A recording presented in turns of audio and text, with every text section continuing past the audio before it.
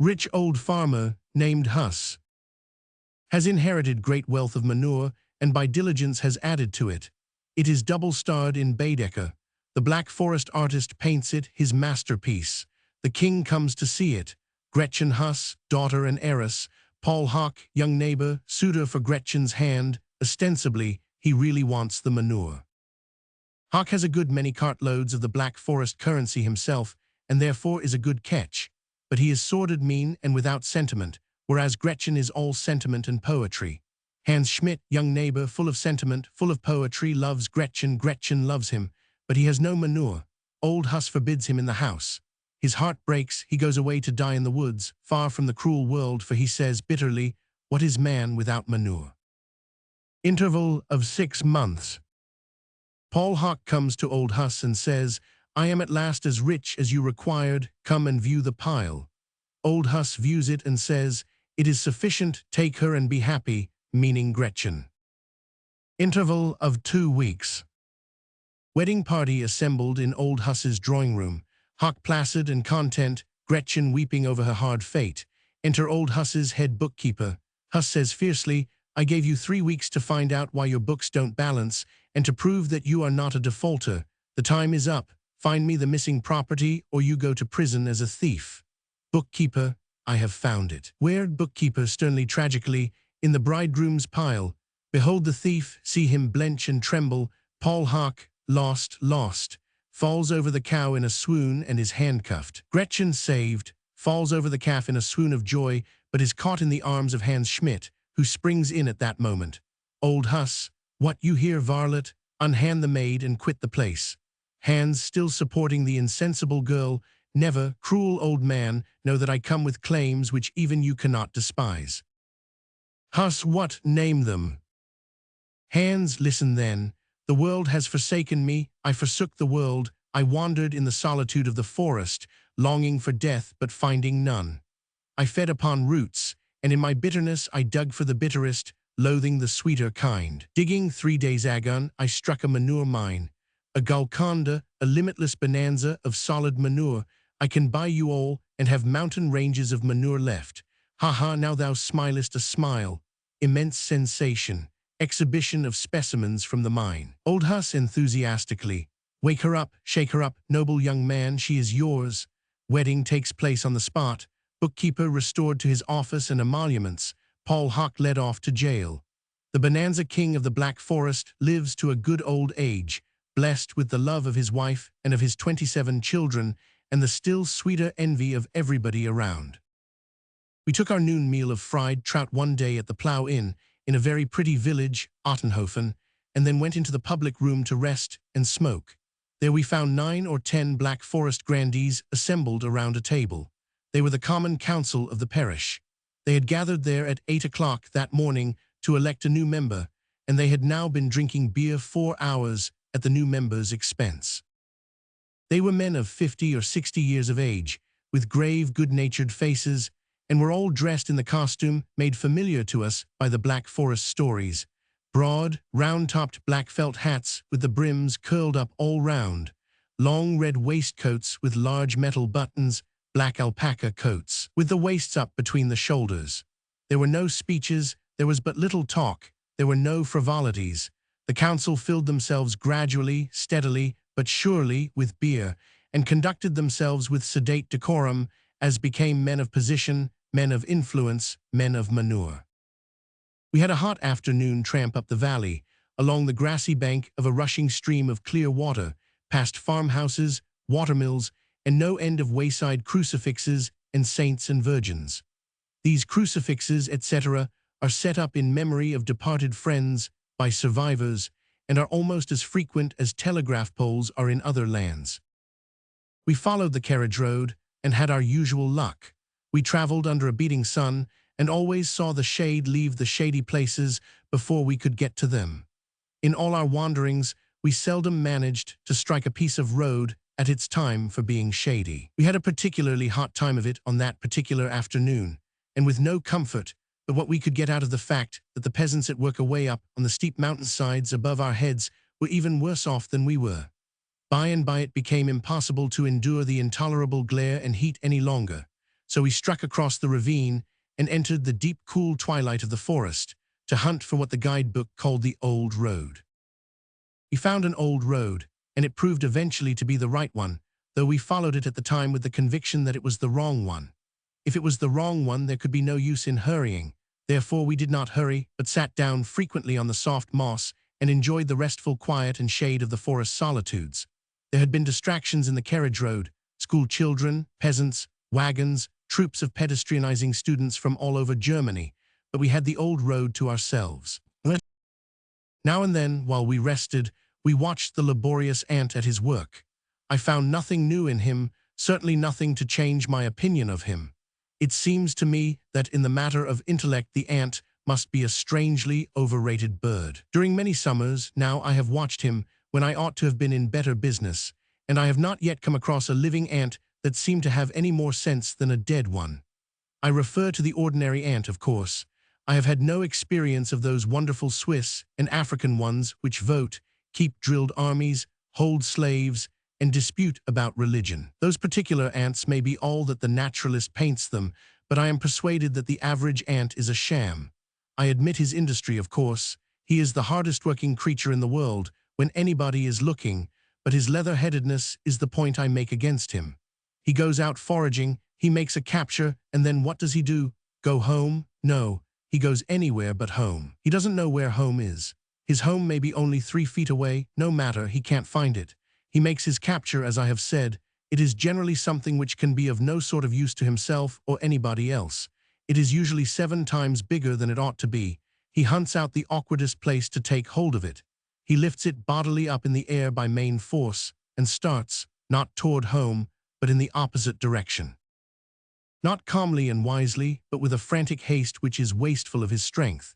He fetches up against a pebble, and instead of going around it, he climbs over it backward, dragging his booty after him, tumbles down on the other side, jumps up in a passion, kicks the dust off his clothes, moistens his hands, grabs his property viciously, yanks it this way, then that, shoves it ahead of him a moment, turns tail and lugs it after him another moment, gets madder and madder, then presently hoists it into the air and goes tearing away in an entirely new direction. Comes to a weed. It never occurs to him to go around it. No, he must climb it. And he does climb it, dragging his worthless property to the top, which is as bright a thing to do as it would be for me to carry a sack of flour from Heidelberg to Paris by way of Strasbourg steeple. When he gets up there, he finds that that is not the place, takes a cursory glance at the scenery, and either climbs down again or tumbles down and starts off once more, as usual, in a new direction. At the end of half an hour, he fetches up within 6 inches of the place he started from and lays his burden down. Meantime, he has been over all the ground for 2 yards around and climbed all the weeds and pebbles he came across. Now he wipes the sweat from his brow, strokes his limbs, and then marches aimlessly off in as violently a hurry as ever. He does not remember to have ever seen it before. He looks around to see which is not the way home, grabs his bundle and starts. He goes through the same adventures he had before, finally stops to rest, and a friend comes along. Evidently the friend remarks that a last year's grasshopper leg is a very noble acquisition and inquires where he got it. Evidently the proprietor does not remember exactly where he did get it, but thinks he got it around here somewhere. Evidently the friend contracts to help him freight it home. Then, with a judgment peculiarly antic, pun not intended, they take hold of opposite ends of that grasshopper leg and begin to tug with all their might in opposite directions. Presently they take a rest and confer together. They decide that something is wrong, they can't make out what. Then they go at it again just as before, same result. Mutual recriminations follow. Evidently each accuses the other of being an obstructionist. They lock themselves together and chew each other's jaws for a while, then they roll and tumble on the ground till one loses a horn or a leg and has to haul off for repairs. They make up and go to work again in the same old insane way, but the crippled ant is at a disadvantage. Tug as he may, the other one drags off the booty and him at the end of it. Instead of giving up, he hangs on and gets his shins bruised against every obstruction that comes in the way. By and by, when that grasshopper leg has been dragged all over the same old ground once more, it is finally dumped at about the spot where it originally lay. The 2 perspiring ants inspect it thoughtfully and decide that dried grasshopper legs are poor sort of property after all. and then each starts off in a different direction to see if he can't find an old nail or something else that is heavy enough to afford entertainment, and at the same time valueless enough to make an ant want to own it. There in the Black Forest, on the mountainside, I saw an ant go through with such a performance as this with a dead spider of fully 10 times his own weight. The spider was not quite dead, but too far gone to resist. He had a round body the size of a pea. The little ant, observing that I was noticing, turned him on his back, sunk his fangs into his throat, lifted him into the air, and started vigorously off with him, stumbling over little pebbles, stepping on the spider's legs, and tripping himself up, dragging him backward, shoving him bodily ahead, dragging him up stones 6 inches high instead of going around them, climbing weeds 20 times his own height and jumping from their summits, and finally leaving him in the middle of the road to be confiscated by any other fool of an ant that wanted him. I measured the ground which this ass traversed, and arrived at the conclusion that what he had accomplished inside of 20 minutes would constitute some such job as this, relatively speaking for a man, to wit, to strap 2 800-pound horses together, carry them 1,800 feet, mainly over, not around boulders, averaging 6 feet high, and in the course of the journey climb up and jump from the top of one precipice like Niagara and 3 steeples, each 120 feet high, and then put the horses down in an exposed place without anybody to watch them, and go off to indulge in some other idiotic miracle for vanity's sake. Science has recently discovered that the ant does not lay up anything for winter use. This will knock him out of literature to some extent. He does not work except when people are looking, and only then when the observer has a green, naturalistic look and seems to be taking notes. This amounts to deception and will injure him for the Sunday schools. He has not judgment enough to know what is good to eat from what is. This amounts to ignorance and will impair the world's respect for him. He cannot stroll around a stump and find his way home again. This amounts to idiocy, and once the damaging fact is established, thoughtful people will cease to look up to him, the sentimental will cease to fondle him. His vaunted industry is but a vanity and of no effect, since he never gets home with anything he starts with. This disposes of the last remnant of his reputation and wholly destroys his main usefulness as a moral agent, since it will make the sluggard hesitate to go to him any more. It is strange, beyond comprehension, that so manifest a humbug as the ant has been able to fool so many nations and keep it up so many ages without being found out. The ant is strong, but we saw another strong thing, where we had not suspected the presence of much muscular power before. A toadstool, that vegetable which springs to full growth in a single night, had torn loose and lifted a matted mass of pine needles and dirt of twice its own bulk into the air, and supported it there, like a column supporting a shed. 10,000 toadstools, with the right purchase, could lift a man, I suppose, but what good would it do? All our afternoon's progress had been uphill. About 5:30 past, we reached the summit, and all of a sudden the dense curtain of the forest parted, and we looked down into a deep and beautiful gorge, and out over a wide panorama of wooded mountains, with their summits shining in the sun, and their glade-furrowed sides dimmed with purple shade. The gorge under our feet, called Allerheiligen, afforded room in the grassy level at its head for a cozy and delightful human nest, shut away from the world and its botherations, and consequently the monks of the old times had not failed to spy it out. And here were the brown and comely ruins of their church and convent, to prove that priests had as fine an instinct 700 years ago in ferreting out the choicest nooks and corners in a land as priests have today. A big hotel crowds the ruins a little now and drives a brisk trade with summer tourists. We descended into the gorge and had a supper which would have been very satisfactory if the trout had not been boiled. The Germans are pretty sure to boil a trout or anything else if left to their own devices. This is an argument of some value in support of the theory that they were the original colonists of the wild islands of the coast of Scotland. A schooner laden with oranges was wrecked upon one of those islands a few years ago, and the gentle savages rendered the captain such willing assistance that he gave them as many oranges as they wanted. Next day he asked them how they liked them. They shook their heads and said, "Baked they were tough, and even boiled they warn't things for a hungry man to hanker after." We went down the glen after supper. It is beautiful, a mixture of sylvan loveliness and craggy wildness. A limpid torrent goes whistling down the glen, and toward the foot of it winds through a narrow cleft between lofty precipices and hurls itself over a succession of falls. After one passes the last of these, he has a backward glimpse at the falls, which is very pleasing. They rise in a 7-stepped stairway of foamy and glittering cascades, and make a picture which is as charming as it is unusual. Chapter 23. Nicodemus, Dodge, and the Skeleton. We were satisfied that we could walk to Oppenau in one day, now that we were in practice, so we set out the next morning after breakfast determined to do it. It was all the way downhill, and we had the loveliest summer weather for it. So we set the pedometer, and then stretched away on an easy, regular stride, down through the cloven forest, drawing in the fragrant breath of the morning in deep refreshing draughts, and wishing we might never have anything to do forever but walk to Oppenau and keep on doing it, and then doing it over again. Now the true charm of pedestrianism does not lie in the walking, or in the scenery, but in the talking. The walking is good to time the movement of the tongue by, and to keep the blood and the brain stirred up and active. The scenery and the woodsy smells are good to bear in upon a man an unconscious and unobtrusive charm and solace to eye and soul and sense. But the supreme pleasure comes from the talk. It is no matter whether one talks wisdom or nonsense. The case is the same. The bulk of the enjoyment lies in the wagging of the gladsome jaw and the flapping of the sympathetic ear. And what motley variety of subjects a couple of people will casually rake over in the course of a day's tramp. There being no constraint, a change of subject is always in order, and so a body is not likely to keep pegging at a single topic until it grows tiresome.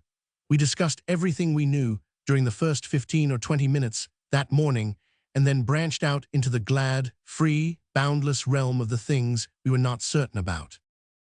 Harris said that if the best writer in the world once got the slovenly habit of doubling up his halves, he could never get rid of it while he lived. That is to say, if a man gets the habit of saying, "I should have liked to have known more about it," instead of saying simply and sensibly, "I should have liked to know more about it," that man's disease is incurable. Harris said that his sort of lapse is to be found in every copy of every newspaper that has ever been printed in English, and in almost all of our books. He said he had observed it in Kirkham's grammar and in Macaulay. Harris believed that milk teeth are commoner in men's mouths than those doubled-up halves. I do not know that there have not been moments in the course of the present session when I should have been very glad to have accepted the proposal of my noble friend, and to have exchanged parts in some of our evenings of work. From a speech of the English Chancellor of the Exchequer, August 1879. That changed the subject to dentistry. I said I believed the average man dreaded tooth-pulling more than amputation, and that he would yell quicker under the former operation than he would under the latter.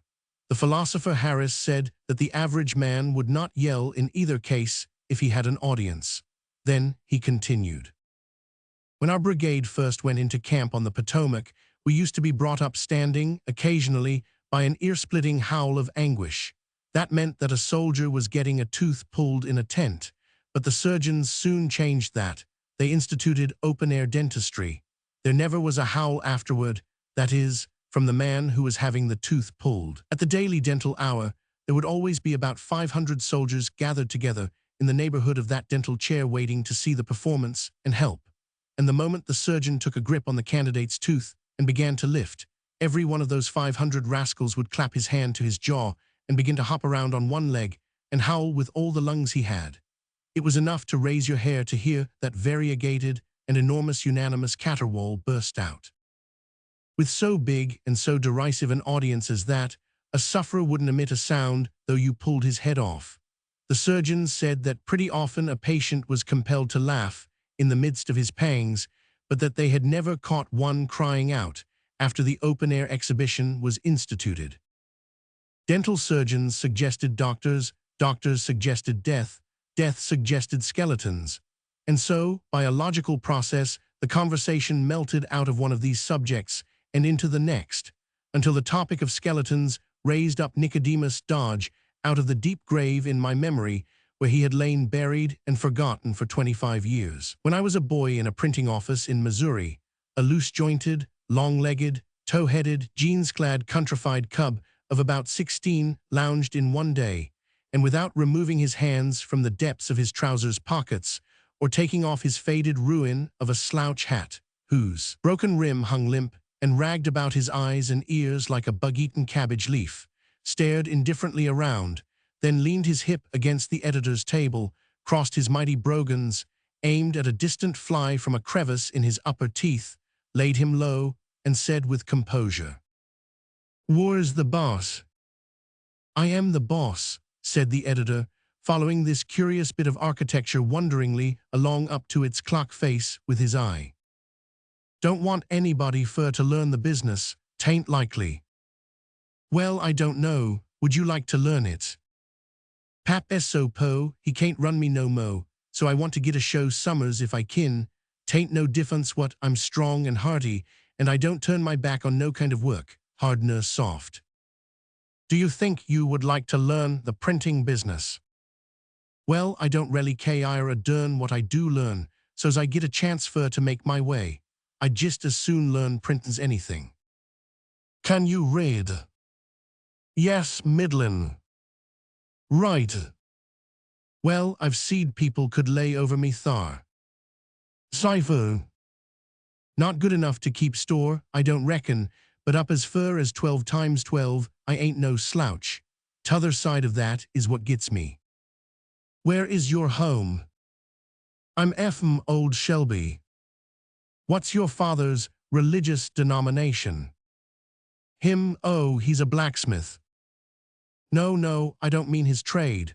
What's his religious denomination?" "Oh, I didn't understand you before. He's a Freemason." No, you don't get my meaning yet. What I mean is, does he belong to any church?" "Now you're talkin'. Couldn't make out what you was a-tryin' to get through yo' head no way.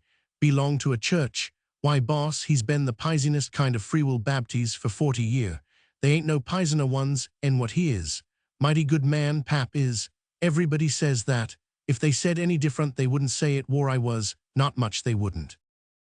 "What is your own religion?" "Well, boss, you've kind-o got me there, and yet you hain't got me so mighty much nother. I think if a feller heaps another feller when he's in trouble, and don't cuss, and don't do no mean things, ner nothin' he ain't no business to do, and don't spell the Savior's name with a little g, he ain't runnin' no risks. He's about as safe as he belonged to a church." "But suppose he did spell it with a little g, what then?" "Well, if he done it a purpose, I reckon he wouldn't stand no chance. He oughtn't to have no chance, anyway. I'm most rotten certain 'bout that." "What is your name?" "Nicodemus Dodge." "I think maybe you'll do, Nicodemus. We'll give you a trial anyway." "All right. When would you like to begin?" "Now." So within 10 minutes, after we had first glimpsed this nondescript, he was one of us, and with his coat off and hard at it. Beyond that end of our establishment, which was furthest from the street, was a deserted garden, pathless and thickly grown with the bloomy and villainous Jimpson weed and its common friend, the stately sunflower. In the midst of this mournful spot was a decayed and aged little frame house with but one room, one window, and no ceiling. It had been a smokehouse a generation before. Nicodemus was given this lonely and ghostly den as a bedchamber. The village smarties recognized a treasure in Nicodemus right away, a butt to play jokes on. It was easy to see that he was inconceivably green and confiding. George Jones had the glory of perpetrating the first joke on him. He gave him a cigar with a firecracker in it and winked to the crowd to come. The thing exploded presently and swept away the bulk of Nicodemus's eyebrows and eyelashes. He simply said, "I consider them kind of cigars dangersome," and seemed to suspect nothing. The next evening Nicodemus waylaid George and poured a bucket of ice water over him. One day, while Nicodemus was in swimming, Tom McElroy tied his clothes. Nicodemus made a bonfire of Tom's by way of retaliation. A third joke was played upon Nicodemus a day or two later. He walked up the middle aisle of the village church, Sunday night, with a staring handbill pinned between his shoulders. The joker spent the remainder of the night, after church, in the cellar of a deserted house, and Nicodemus sat on the cellar door till toward breakfast time to make sure that the prisoner remembered that if any noise was made, some rough treatment would be the consequence. The cellar had 2 feet of stagnant water in it and was bottomed with 6 inches of soft mud. But I wander from the point. It was the subject of skeletons that brought this boy back to my recollection. Before a very long time had elapsed, the village smarties began to feel an uncomfortable consciousness of not having made a very shining success out of their attempts on the simpleton from Old Shelby. Experimenters grew scarce and chary. Now the young doctor came to the rescue. There was delight and applause when he proposed to scare Nicodemus to death and explained how he was going to do it. He had a noble new skeleton, the skeleton of the late and only local celebrity, Jimmy Finn, the village drunkard, a grisly piece of property which he had bought of Jimmy Finn himself, at auction, for $50, under great competition, when Jimmy lay very sick in the tan yard a fortnight before his death. The $50 had gone promptly for whiskey and had considerably hurried up the change of ownership in the skeleton. The doctor would put Jimmy Finn's skeleton in Nicodemus's bed. This was done about 10:30 in the evening. About Nicodemus's usual bedtime, midnight, the village jokers came creeping stealthily through the Jimson weeds and sunflowers toward the lonely frame den. They reached the window and peeped in. There sat the long-legged pauper on his bed in a very short shirt and nothing more. He was dangling his legs contentedly back and forth and wheezing the music of Camptown races out of a paper-overlaid comb which he was pressing against his mouth. By him lay a new Jew-sharp, a new top, and solid India-rubber bowl, a handful of painted marbles, 5 pounds of store candy, and a well-gnawed slab of gingerbread as big and as thick as a volume of sheet music. He had sold the skeleton to a traveling quack for $3 and was enjoying the result. Just as we had finished talking about skeletons and were drifting into the subject of fossils, Harris and I heard a shout and glanced up the steep hillside. We saw men and women standing away up there looking frightened, and there was a bulky object tumbling and floundering down the steep slope toward us. We got out of the way, and when the object landed in the road, it proved to be a boy. He had tripped and fallen, and there was nothing for him to do but trust to luck and take what might come. When one starts to roll down a place like that, there is no stopping till the bottom is reached. Think of people farming on a slant which is so steep that the best you can say of it, if you want to be fastidiously accurate, is that it is a little steeper than a ladder and not quite so steep as a mansard roof. But that is what they do. Some of the little farms on the hillside opposite Heidelberg were stood up edgeways. The boy was wonderfully jolted up, and his head was bleeding from cuts which it had got from small stones on the way. Harris and I gathered him up and set him on a stone, and by that time the men and women had scampered down and brought his cap. Men, women, and children flocked out from neighboring cottages and joined the crowd. The pale boy was petted and stared at and commiserated, and water was brought for him to drink and bathe his bruises in. And such another clatter of tongues. All who had seen the catastrophe were describing it at once, and each trying to talk louder than his neighbor. And one youth of a superior genius ran a little way up the hill, called attention, tripped, fell, rolled down among us, and thus triumphantly showed exactly how the thing had been done. Harris and I were included in all the descriptions, how we were coming along, how Hans Gross shouted, how we looked up startled, how we saw Peter coming like a cannon shot, how judiciously we got out of the way and let him come, and with what presence of mind we picked him up and brushed him off and set him on a rock when the performance was over. We were as much heroes as anybody else, except Peter, and were so recognized. We were taken with Peter and the populace to Peter's mother's cottage, and there we ate bread and cheese and drank milk and beer with everybody and had a most sociable good time. And when we left, we had a handshake all around and were receiving and shouting back Lebby Woles until a turn in the road separated us from our cordial and kindly new friends forever. We accomplished our undertaking. At 8:30 in the evening, we stepped into Oppenau, just 11 hours and a half out of Allerheiligen, 146 miles. This is the distance by pedometer. The guidebook and the imperial ordnance maps make it only 10 1/4, a surprising blunder, for these two authorities are usually singularly accurate in the matter of distances. Chapter 24. I protect the Empress of Germany. That was a thoroughly satisfactory walk, and the only one we were ever to have, which was all the way downhill. We took the train next morning and returned to Baden-Baden through fearful fogs of dust.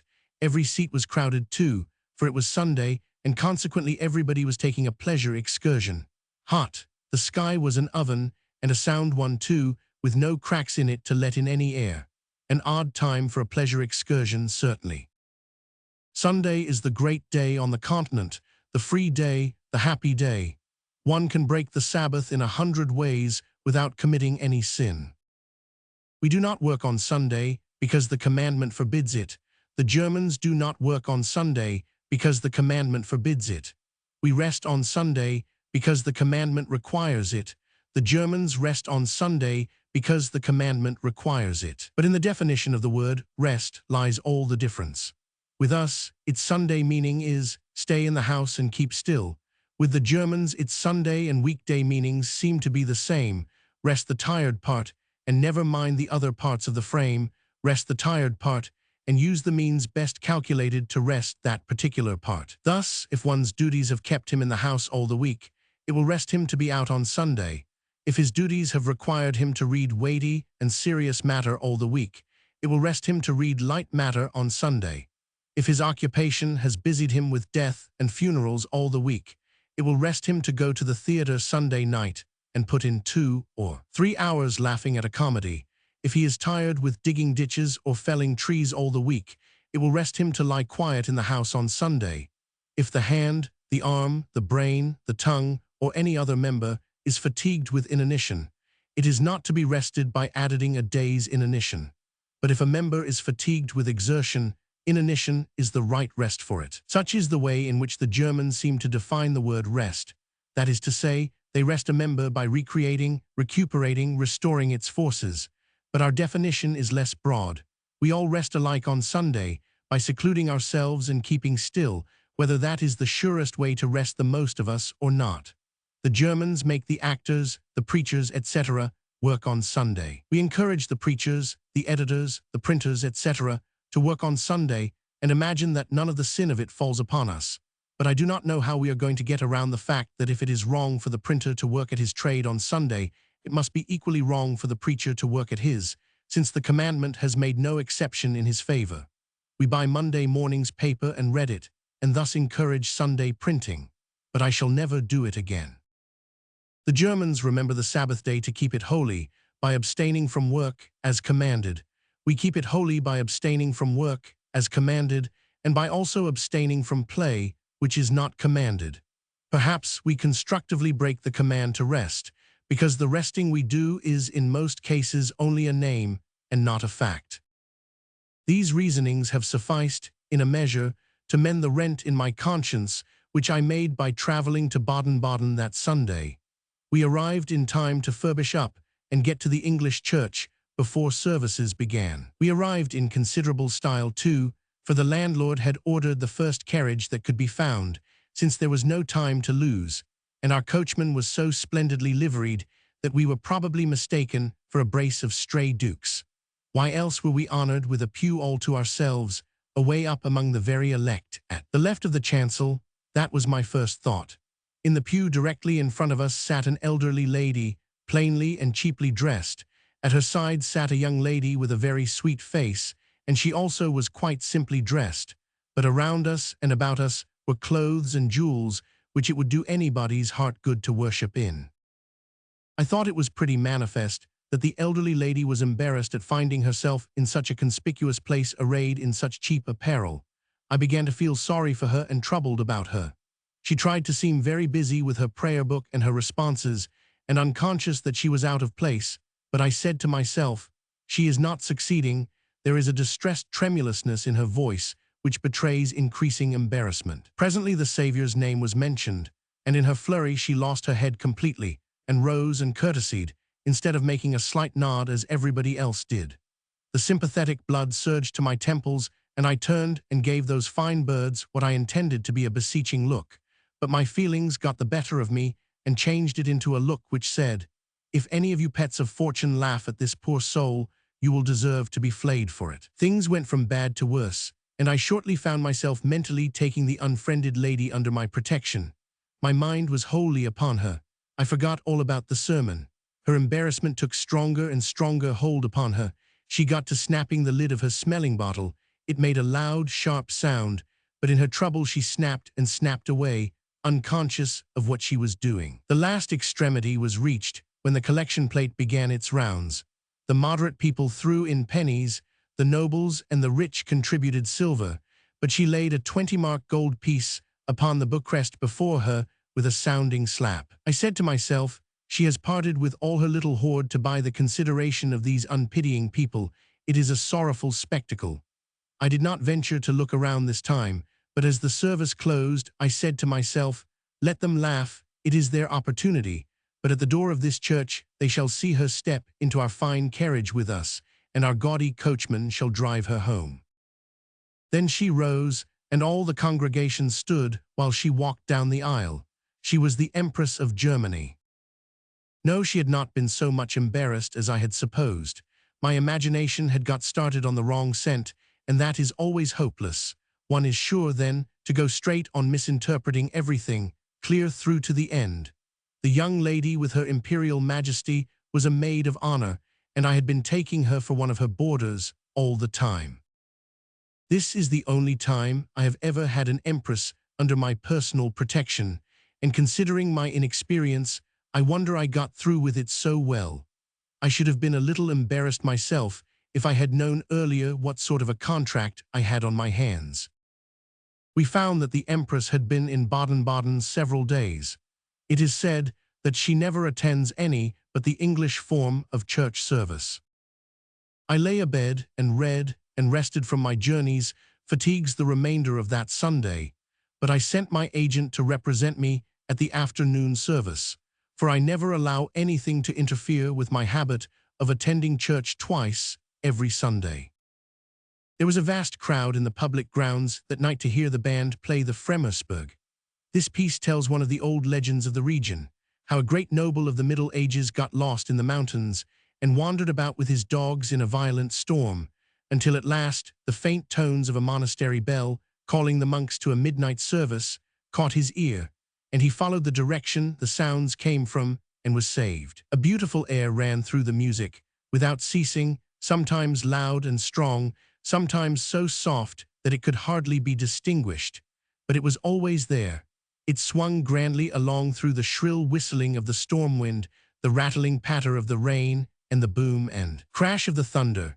It wound soft and low through the lesser sounds, the distant ones, such as the throbbing of the convent bell, the melodious winding of the hunter's horn, the distressed bayings of his dogs, and the solemn chanting of the monks. It rose again with a jubilant ring and mingled itself with the country songs and dances of the peasants assembled in the convent hall to cheer up the rescued huntsman while he ate his supper. The instruments imitated all these sounds with a marvelous exactness. More than one man started to raise his umbrella when the storm burst forth, and the sheets of mimic rain came driving by. It was hardly possible to keep from putting your hand to your hat when the fierce wind began to rage and shriek, and it was not possible to refrain from starting when those sudden and charmingly real thunder crashes were let loose. I suppose the Fremmersberg is a very low-grade music. I know indeed that it must be low-grade music, because it delighted me, warmed me, moved me, stirred me, uplifted me, enraptured me, that I was full of cry all the time and mad with enthusiasm. My soul had never had such a scouring out since I was born. The solemn and majestic chanting of the monks was not done by instruments, but by men's voices, and it rose and fell, and rose again in that rich confusion of warring sounds and pulsing bells, and the stately swing of that ever-present enchanting air. And it seemed to me that nothing but the very lowest of low-grade music could be so divinely beautiful. The great crowd which the Fremmersberg had called out was another evidence that it was low-grade music, for only the few are educated up to a point where high-grade music gives pleasure. I have never heard enough classic music to be able to enjoy it. I dislike the opera because I want to love it and can't. I suppose there are two kinds of music, one kind which one feels, just as an oyster might, and another sort which requires a higher faculty, a faculty which must be assisted and developed by teaching. Yet if bass music gives certain of us wings, why should we want any other? But we do. We want it because the higher and better like it. We want it without giving it the necessary time and trouble, so we climb into that upper tier, that dress circle, by a lie. We pretend we like it. I know several of that sort of people, and I propose to be one of them myself when I get home with my fine European education. And then there is painting. What a red rag is to a bull, Turner's slave ship was to me before I studied art. Mr. Ruskin is educated in art up to a point where that picture throws him into as mad an ecstasy of pleasure as it used to throw me into one of rage last year when I was ignorant. His cultivation enables him, and me, now to see water in that glaring yellow mud, and natural effects in those lurid explosions of mixed smoke and flame, and crimson sunset glories. It reconciles him and me now to the floating of iron cable chains and other unfloatable things. It reconciles us to fishes swimming around on top of the mud. I mean the water. The most of the picture is a manifest impossibility, that is to say, a lie, and only rigid cultivation can enable a man to find truth in a lie. But it enabled Mr. Ruskin to do it, and it has enabled me to do it, and I am thankful for it. A Boston newspaper reporter went and took a look at the slave ship floundering about in that fierce conflagration of reds and yellows, and said it reminded him of a tortoiseshell cat having a fit in a platter of tomatoes. In my then uneducated state, that went home to my non-cultivation, and I thought, here is a man with an unobstructed eye. Mr. Ruskin would have said, this person is an ass. That is what I would say now. Months after this was written, I happened into the National Gallery in London, and soon became so fascinated with the Turner pictures that I could hardly get away from the place. I went there often afterward, meaning to see the rest of the gallery, but the Turner spell was too strong. It could not be shaken off. However, the Turners which attracted me most did not remind me of the slave ship. However, our business in Baden-Baden this time was to join our courier. I had thought it best to hire one, as we should be in Italy by and by, and we did not know the language, neither did he. We found him at the hotel, ready to take charge of us. I asked him if he was all fixed. He said he was. That was very true. He had a trunk, 2 small satchels, and an umbrella. I was to pay him $55 a month and railway fares. On the continent, the railway fare on a trunk is about the same it is on a man. Couriers do not have to pay any board and lodging. This seems a great saving to the tourist at first.